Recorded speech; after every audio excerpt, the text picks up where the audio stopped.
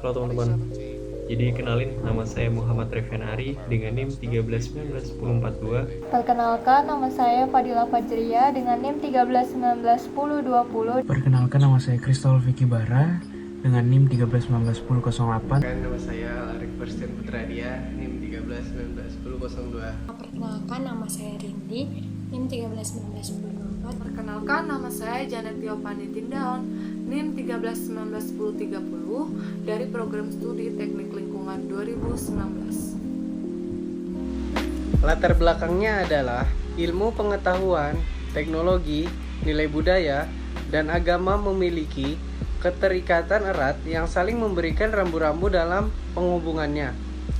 Hubungan keempat hal tersebut dapat ditandai dengan dua kemungkinan, yaitu pertama, pengembangan iptek harus senantiasa didasarkan atas sikap human religius. Kedua, iptek menempatkan nilai agama dan budaya sebagai mitra dalam berdiskusi. Dalam hal ini, pengembangan iptek memerlukan faktor eksternal, yaitu budaya, ideologi, dan agama untuk saling bertukar pikiran. Pancasila adalah ideologi bangsa yang harus menjadi spirit bagi setiap nadi kehidupan, dari masyarakat dan kegiatan. Yang konstitusional karena Pancasila dipandang sebagai media akulturasi dari bermacam-macam pemikiran mengenai agama, pendidikan, budaya, politik, sosial, dan bahkan ekonomi. Tujuan Pancasila dalam ilmu pengetahuan dan teknologi yaitu sebagai pedoman dalam kehidupan bagi rakyat Indonesia. Di sini saya akan menjelaskan tentang hambatan dalam pembuatan Pancasila. Yang pertama, pada sila pertama yang dulu dengan pernyataan kewajiban dalam melakukan syarat-syarat Islam bagi pemeluknya.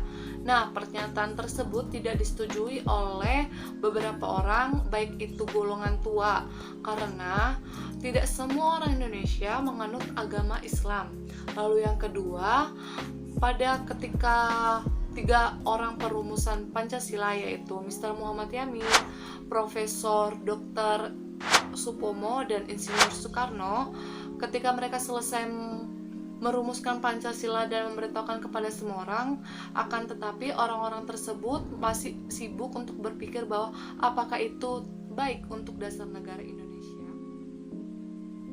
Untuk membahas terkait bagaimana aktualisasi nilai-nilai Pancasila dalam perkembangan iptek, di sini kami mengumpulkan data-data yang dapat menunjang bahasan tersebut dengan metode studi dokumentasi. Adapun dokumen utama yang kami gunakan ialah jurnal dengan judul Urgensi Nilai-Nilai Pancasila sebagai Dasar Pengembangan Iptek untuk Merespon Revolusi Industri 4.0. Nah, bahasan yang ada di dalam jurnal ini berkaitan dengan alasan mengapa diperlukannya Pancasila sebagai dasar nilai pengembangan iptek. Seperti yang telah kita ketahui, kini kita telah memasuki era revolusi industri 4.0, di mana tatanan kehidupan kita itu mengacu pada dunia industri digital. Begitu halnya dengan ilmu pengetahuan dan teknologi atau iptek. Revolusi Industri 4.0 menuntut setiap individu berlari cepat untuk menumbuh kembangkan kemampuan literasi teknologi, data, dan sumber daya manusia. Pengembangan dan kemajuan iptek saat ini juga tidak terlepas dari penguasaan ketiga literasi tersebut. Poin yang harus ditekankan di sini ialah perkembangan iptek harus diimbangi dengan pijakan landasan fundamental bangsa agar tidak terjadi penyalahgunaan iptek.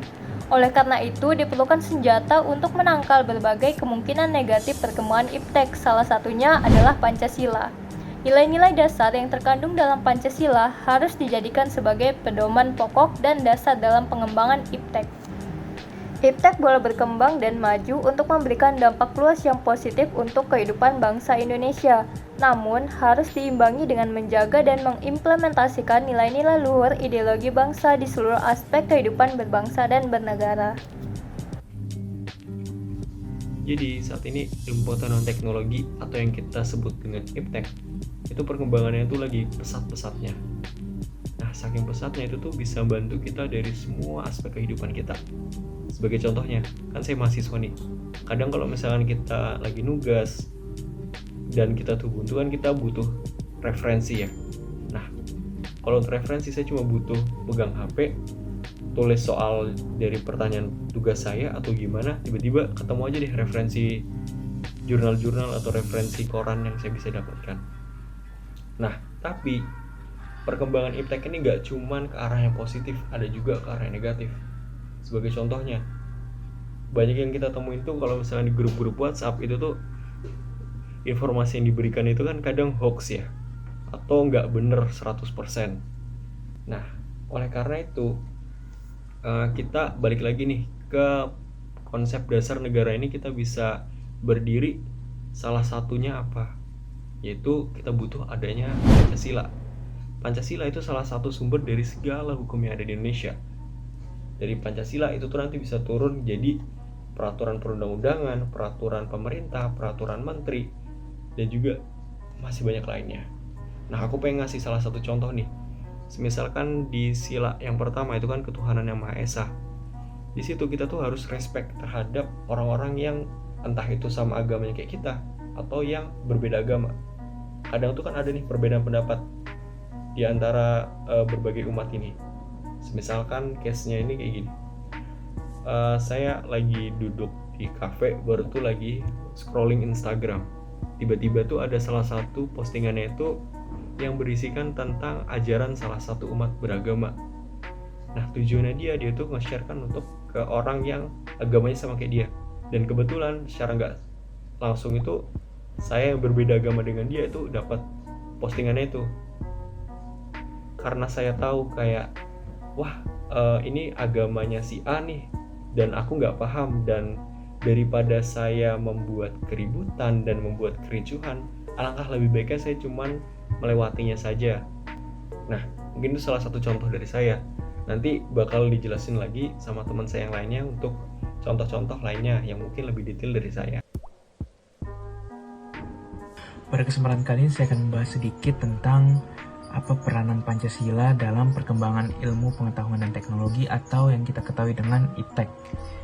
Nah, seperti yang kita ketahui, iptek itu sudah ada di sekitar kita sudah banyak sekali. Seperti contohnya handphone, laptop, dan lain-lainnya.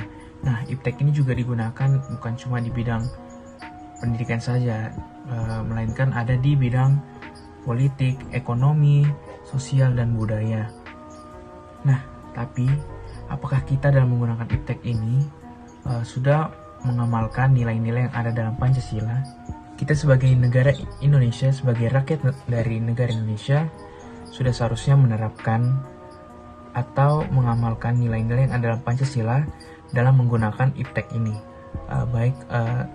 Saya akan memberi contoh di sila pertama, yaitu ketuhanan yang Maha Esa, di mana ketuhanan yang Maha Esa ini mengacu pada agama dari seseorang. Nah, kita dalam menggunakan iptek ini harus bijak. Dari iptek ini kan biasanya banyak tuh orang yang sering menebarkan hujatan dari agama satu ke agama lainnya. Nah, itu berarti mereka yang melakukan itu belum menerapkan Pancasila dalam menggunakan iptek itu sendiri. Lalu yang ketiga ada Persatuan Indonesia. Persatuan Indonesia ini sangat-sangat penting untuk diterapkan di penggunaan iptek ini sendiri. Karena mengapa? Jika kita mengamalkan Persatuan Indonesia, maka dari kita masing-masing individualnya tidak akan mau untuk melakukan sesuatu yang sangat-sangat berpotensi untuk memecah belah bangsa Indonesia ini sendiri. Dan kita akan lebih bijak lagi menggunakan ilmu pengetahuan dan teknologi yang ada. Baik, tadi adalah contoh-contoh dari sila yang saya singgung untuk diamalkan nilai-nilainya dalam kita menggunakan ilmu pengetahuan dan teknologi. Kesimpulannya adalah sangat krusial menghadirkan peran Pancasila sebagai rambu-rambu normatif bagi pengembangan ilmu pengetahuan di Indonesia pada era revolusi industri 4.0. Pengembangan iptek di Indonesia harus berakar pada budaya Indonesia itu sendiri. Kelima sila Pancasila merupakan pedoman yang berisikan nilai-nilai fundamental bangsa dalam penyelenggaraan kehidupan bangsa dalam segala aspek termasuk iptek. Maka dari itu hanyalah sia-sia ketika ilmu dikembangkan tapi tidak memperhatikan norma-norma yang ada, karena yang akan terjadi hanyalah kerusakan kehidupan.